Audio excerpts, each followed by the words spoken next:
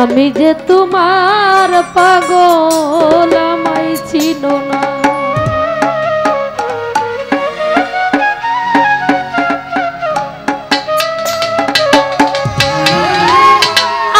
আবার কবে তুমি আসিবে গো ফিরে, আবার কবে তুমি আসিবে গো ফিরে, পাগল ভাই আবার কবে দয়া আসিবে গো ফিরে, একবার সে আমায় বলো না শত্রুল ভাই, আমি যে তোমার পাগল আমায় আরে ভাবি রে, আমি যে তোমার পাগল আমায় চিনো না।